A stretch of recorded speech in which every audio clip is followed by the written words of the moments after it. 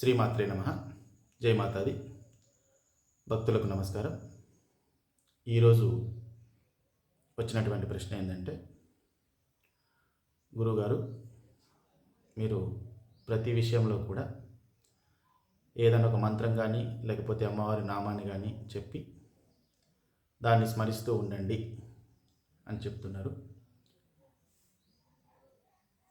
వేరే వాళ్ళందరూ పూజా విధానం చెప్పినప్పుడు మీరు మాత్రం పర్టికులర్గా ఖచ్చితంగా ఈ నామాన్ని స్మరిస్తూ ఉండండి, ఈ ఒక్కరోజు మీకు ఎన్ని సార్లు వీలైతే అన్ని సార్లు అని చెప్తూ ఉన్నారు. దీనివల్ల ఏమిటి ఉపయోగం, ఇది ఎలా మాకు ఫలితాన్ని ఇస్తుంది అనేది ప్రశ్న. చూడండి, మొన్న జరిగినటువంటి వసంత నవరాత్రుల్లో కూడా ప్రతిరోజు మనం ఏ రోజు ఏ అమ్మవారికి పూజ చేయడం వలన, నామస్మరణ చేసుకోవడం వలన ఎటువంటి ఫలితాలు లభిస్తాయనేది కూడా ప్రతిరోజు ఒక వీడియో రూపంలో చెప్తూ వచ్చాం. సో ఆ రకంగా నిష్ఠతో అమ్మవారి నామస్మరణ చేసుకున్న వారు కూడా ఉన్నారు. వారు కూడా మానసికంగా చాలా ప్రశాంతంగా ఉందండి మాకు అని తెలియజేసిన వాళ్ళు కూడా ఉన్నారు. సో మరి నామస్మరణ చేయడం వల్ల ఎటువంటి ఫలితం ఉంటుంది అనేది తెలుసుకోవడం కోసం ఒక చిన్న కథ చెప్తే వినండి. పూర్వం ఒక గ్రామంలో ఒక చిన్న బాలుడు ఉండేవాడు. ఆయనకి కొంచెం తెలివి ఉండేది కాదు, అంటే మాటలు కూడా సరిగ్గా రాలేదు, కొంచెం ఎడ్డెడ్డిగా ఉండేవాడు. కొంతకాలం వాళ్ళ పేరెంట్స్, వాళ్ళ తల్లిదండ్రులు ఆ బాబును భరిస్తారు. అక్కడిక్కడ తీసుకుపోయి చూపిస్తారు. ఎక్కడ చూపించినా కానీ, ఎవరిని అడిగినా కానీ ఎటువంటి ఫలితం ఉండదు. వాళ్ళు చాలామందిని కలుస్తారు, ఎక్కడ కలిసినా కానీ ఎటువంటి ఫలితం ఉండదు. ఉండకపోయేసరికి ఏం చేస్తారంటే, లాస్ట్కు ఈవెంతో మేము వేయగలేము అంటే, బాబుకు ఓన్లీ మాటలు రాకపోవడమే కాకుండా కొంచెం ఎడ్డితనం కూడా ఉంటుంది. దాంతో ఎదుటి పిల్లల్ని కొట్టడము, తిట్టడము, రోజు పంచాయతీలు, ఇట్లాంటి ప్రాబ్లం వల్ల ఇబ్బంది పడుతుంటారు. సో ఈ ఇబ్బందులు ఎక్కువైపోయి మేము అసలు ఇంకా వీడిని ఇంట్లో ఉంచుకునేటటువంటి పరిస్థితి లేదు అని చెప్పి ఇంట్లో నుంచి పంపించేసినప్పుడు చూడండి ఎంత దీనమైనటువంటి పరిస్థితి. తెలివి లేదు, ఎవరితో మాట్లాడడానికి మాటలు రావు, అసలు ఏం తినాలి ఏం చేయాలి అనేది కూడా తెలియనటువంటి పరిస్థితుల్లో బయటకు వెళ్తాం. పంపించేస్తారు ఇంట్లో నుంచి, వద్దు పోమని చెప్పేసి. పంపించిన తర్వాత అడవిలో పడి తిరుగుతూ ఉంటాడు. ఏమీ తెలియదు కాబట్టి ఏ దొరుకుతా తింటూ ఉంటాడు.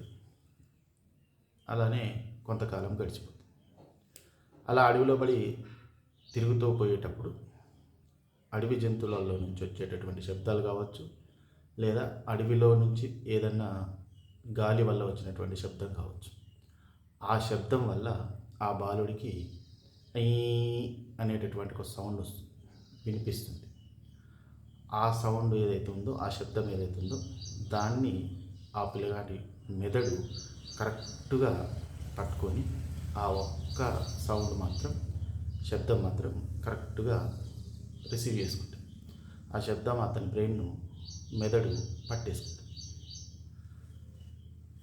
ఆ పట్టేసుకున్నటువంటి శబ్దాన్ని అతని నోట్లో నుంచి నిదానంగా కొంచెం అనడం మొదలు పెడుతుంది. అలా కొంతకాలం, అంటే కొన్ని రోజులు గడిచిన తర్వాత ఆ ఐ అనేటటువంటి శబ్దం కాస్త ఐ కింద మారింది. ఆ అక్షరము తప్ప వేరే లోకం తెలియదు, వేరే విధానం తెలియదు, ఏం తినాలో తెలియదు, ఎలా బతకాలో తెలియదు. అదొక్కటి మాత్రమే ఆ బాలుడి యొక్క మెదడు కరెక్ట్గా గ్రహించి ఐం అనేటటువంటి అక్షరం మాత్రమే ప్రతిరోజు ఏది కావాలన్నా, ఏం చేయాలన్నా, ఏ పని చేసినా, ఎక్కడ ఉన్నా కానీ ఆ ఐం అనేటటువంటి అక్షరంతోనే లోపల మనసులో అదే అనుకుంటూ ఉంటాడు, బయట కూడా అదే చెప్తూ ఉంటాడు. ఇలా జరుగుతూ ఉండటం వల్ల ఈ ఐం అనేటటువంటి బీజాక్షరం అవ్వాలి సరస్వతి మాత యొక్క బీజాక్షరం. ఆ అమ్మవారు ప్రత్యక్షమయ్యి ఆ బాలుడికి విపరీతమైనటువంటి తెలివితేటలను, జ్ఞానాన్ని ప్రసాదిస్తుంది. తర్వాత పెద్ద మహా ఋషిలాగా మారుతాడు.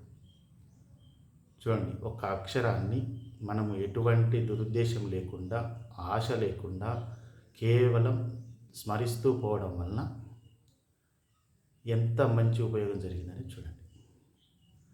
సో అందుకే అమ్మవారి నామస్మరణ స్మరిస్తూ ఉండండి అని చెప్తున్నాను ఎక్కువసార్లు.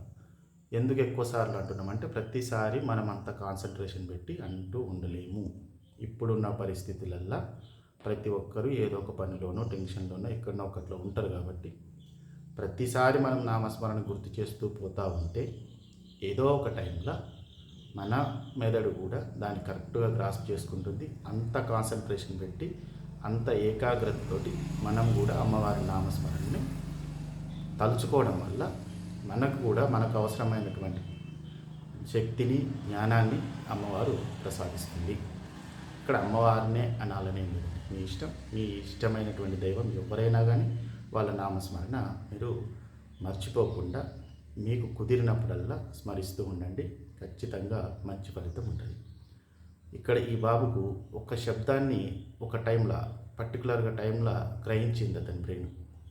మరి ఇంతమంది దగ్గరికి పోయిండు కదా అంటే, అలానే ఎంతమంది దగ్గరికి పోయినా కానీ వారు చెప్పినటువంటి విధానం మనం కరెక్ట్గా మనకు అవుంది, మనకు నచ్చింది, మనం ఇది చేయగలము అని చెప్పేసి తీసుకున్నప్పుడు మాత్రమే దాని యొక్క ఫలితం అనేది ఉంటుంది.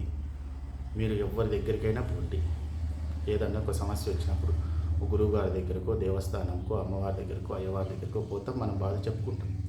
చెప్పుకునేటప్పుడు మనం అంత ఏకాగ్రతతోని, నమ్మకంతో నుండి చెప్పుకున్నప్పుడు మాత్రమే ఫలితం అనేది ఉంటుంది. ఎవరన్నా మనకు ఈ పరిహారం చేసుకోండి అని చెప్పినప్పుడు కూడా మనం అంతే ఏకాగ్రతతో విని దాని మీద నమ్మకం పెట్టుకొని చేసుకున్నప్పుడు మాత్రమే ఫలితం అనేది ఉంటుంది. సో ఇవన్నీ జరగాలి అంటే మనం చేయాల్సింది ఏంటి?